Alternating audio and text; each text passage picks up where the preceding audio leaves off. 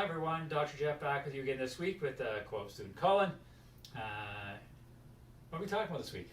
So this week we're going to talk about delayed onset muscle soreness, which is also commonly called DOMS or muscle fever. And what this is after you have a hard workout or a workout you're not used to, you'll feel pain, maybe some stiffness, and you'll get a little bit of swelling right after.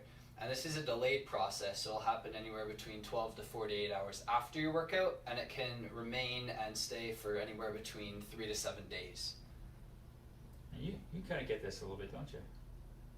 Yes, quite a bit, and for a long time too. Wow, so talking from experience. Very much so.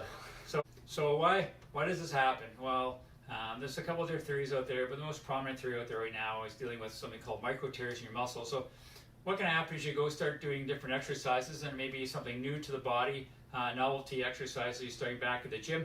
And as you work out, you're overworking the muscles, you get something called micro tears in the muscles. And this can happen more often with what we call eccentric contractions. And that's kind of where the muscle is lengthening as it's trying to contract. So if you're trying to do bicep curls, you bring it up, the muscle contracts, and you bring it down. That bicep is lengthening as it's trying to slow down and contract, lowering the weight. And that can generate a lot of force in the muscle. The muscle can then tear it a little bit, and the body tries to repair itself with an inflammatory reaction. This is why it's kind of delayed, because you get the first little tear in it, and the body's kind of trying to figure out what to do with it. And as the inflammatory process takes over, that can take between 12 hours and to 48 hours for that inflammatory process to really take effect. And that's why it's called delayed onset muscle soreness. So there are a couple of different ways to manage and reduce delayed onset muscle soreness, and one of these things is having a good cool down or a warm down after a workout, especially if it's your first time doing it.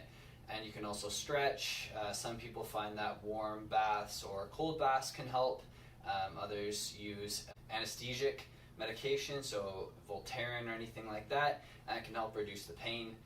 Generally they find that taking an over-the-counter anti-inflammatory doesn't help too much, but there are many other ways to help reduce and treat DOMS.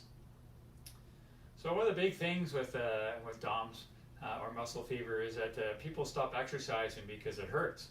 They're really sore after.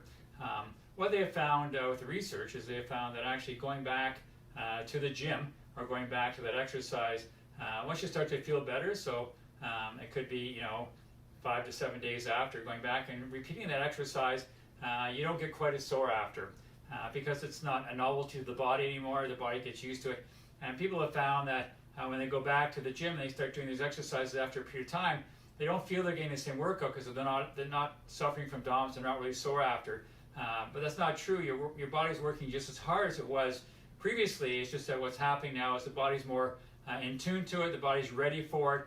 You're not really surprising it, and the body's ready to deal with the after effects of the exercise. So just because you suffer from DOMS doesn't mean it's bad for you and you should stop exercising. The exercise is not good for you. It just means that it's something new to the body. It's a novelty. The body will get used to it once you repeat it a number of times. So the best thing to do after, if you're suffering from DOMS is get back to the gym once you feel better and get back to the exercises. So if you like the video today, make sure to leave a big thumbs up, share it with friends. Make sure to follow us on Instagram, YouTube, and Facebook. And as always, if you have any questions about what we talked about today or any suggestions, feel free to contact us at jgoldsworthy@goldsworthywellness.com. And as always, here at Goldsworthy Wellness, we got your back.